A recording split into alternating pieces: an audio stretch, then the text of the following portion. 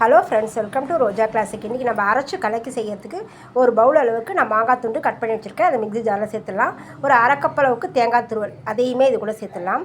காரத்துக்கு கூட 2 பச்சை மிளகாயும் ஒரு கொத்து கருவேப்பிலையும் சேர்த்துடலாம். ஒரு அரை ஸ்பூன் அளவுக்கு சீரகம் சேர்த்துடலாம். நல்லா கெட்டி தயிர் ஒரு 4-5 ஸ்பூன் அளவுக்கு சேர்த்துடலாம்.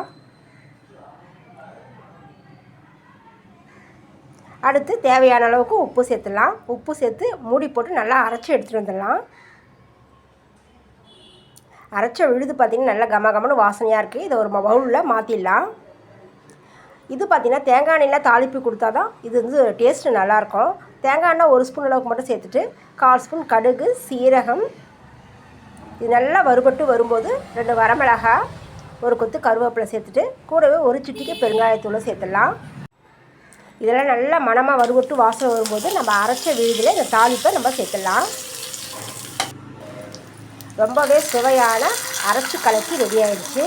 இதுக்கு பார்த்திங்கன்னா நான் வந்து சைட் டிஷ் பார்த்திங்கன்னா சாதத்தோடு சேர்த்து சாப்பிட்ற சைட் டிஷ் பார்த்திங்கன்னா மோர் மிளகாய் எடுத்திருக்கேன். இந்த மோர் மிளகாயை எண்ணெயில் பொரித்து எடுத்து வச்சுட்டு நல்லா சுட சுட சோறு போட்டு மாங்காய் அரைச்சி கலக்கி நம்ம இதில் சேர்த்துட்டு ஒரு மோர் மிளகாயோட தொட்டு சாப்பிட்டு பாருங்கள். அவ்வளோ சுவையாக இருக்கும். மறக்கவே மாட்டீங்க. நீங்களும் ட்ரை பண்ணி பாருங்கள். தேங்க்யூ.